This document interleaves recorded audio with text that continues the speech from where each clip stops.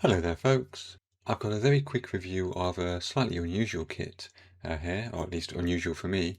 As you can see, this is the 1955 Daihatsu CM10T roof type in 1/32nd scale. According to ScaleMates, this was originally tooled in 1988 and released by the company LS. As I say, this is not really the kind of thing that I normally build, but I saw this for a really good price, less than £10, on eBay recently, from a seller that I bought from a few times, and I thought, why not give it a go? We don't have much more information on the outside of the box, other than to say this is part of the 1/32nd Owners Club line of models, made in Japan, and this is apparently number 51.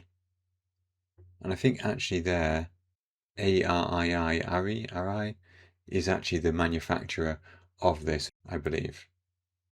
Inside of the box we have a series of bags, all of which seem to be stapled to the box. So let me separate those and get right back to you. And I'm going to remove those staples to save my future fingers. So in this bag here we have some tyres and 4 metal screws. And I'm assuming also we have the instructions in here. There we go, we do. Model number 51, 1955 Daihatsu CM10T. Only one side of instructions, so fairly straightforward. Step number 1, we're building up the chassis, which looks like a single piece. Adding the springs, the leaf springs at the rear, and an exhaust and a spare tyre. Step number 2, we're building up the flatbed and adding it to the chassis by the looks of it. Step number 3, we are building up the front wheel and the forks with the seating. Step number 4, we're building up the exterior of the cab and putting the clear parts in. And then step number 5, we're adding the cover on the back of the flatbed. That's all for the instructions, and then on the back here we just have a catalogue of the other models in this series. As I say, also in the instruction bag there we have the tyres and some polycaps and some screws. I'm guessing the screws are for the wheels. 3 wheels plus a spare. Okay, let's have a look in the bag of sprues. Everything in this light blue plastic. This first one is obviously the flat bed. Only 4 parts for that. I'm not sure which way up the bottom of that bed goes. I think it's smooth side up, which means there's no eject pin marks to fill in. But I'm guessing on the real vehicle, that may well be a wooden flatbed. So maybe we could put some wooden texture in there if that's the case. Or could it be a sheet of metal? Quite often in the back of vehicles like this, you do get this sort of the metal ribbing, don't you, to strengthen it. So perhaps we need some detail there regardless.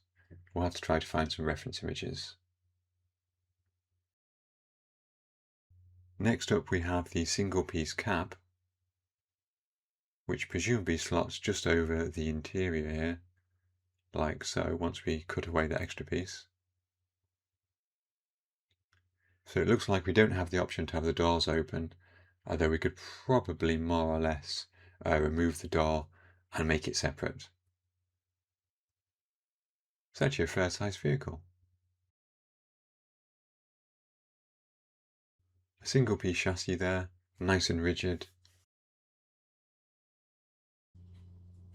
And then the next sprue here is the suspension parts. Got the front forks, mudguards, exhausts, the dash there by the looks of it, and the leaf springs for the rear.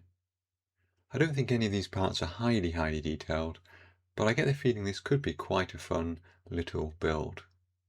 Probably quite a quick one too. Definitely one of those builds where I think you could spend more time on the painting and the weathering than on the build. And then finally, in this last bag here, we have 2 halves of the canvas rear cover, plus a random third part. So that's not hard to construct. Those two go together like so. There you go, you'd hardly know that was plastic. And then the cover goes on like that. I feel like I would want to make or 3D print or something, some stowage for the back of this, whether it's carrying chickens or whatever it might be, something like that to really fill up the back of this vehicle. We do also get some clear parts, the most obvious one being this single piece for the windscreen and the side windows. And there's also a couple of lenses there for some lights. This is a second-hand kit, and the decals look like they've yellowed slightly. We've got some Mandarin, I'm guessing, or it might be Japanese, writing there. And I know from looking up on ScaleMates that this is the livery for an egg company. Hence my chicken reference. Now I couldn't find any images, weirdly, of real photos of this vehicle, which makes me suggest that maybe I'm searching for the wrong term, or maybe I should be searching in Japanese rather than English. But yeah, every time I searched for this term, I just had pages and pages of models coming up, many of which were really, really good. But of course, those images are copyrighted, so I can't show you them here. But if you've ever been to Asia, I'm sure you've seen lots and lots of vehicles like this, zipping around the streets all over the place. I think there's quite a lot of stuff I could do with this. Everything from sort of showroom brand new to worn but still working many decades later. I could do sort of like a street scene maybe with like a very simple like front of a house behind it or something. Or I could do a broken down rusty one in a scrapyard, although I don't think I want to do that, but I'm not sure yet. Anyway, I hope you enjoyed this really quick look at this model, something a bit different, and something that will be coming onto my workbench soon when I've finished many of my ongoing projects. Until then, I'd like to say thank you very much for watching. Special thanks, of course, to my Patreon supporters and my YouTube members, and I hope to see you in a future video. Until then, thank you again for watching, and have fun modelling.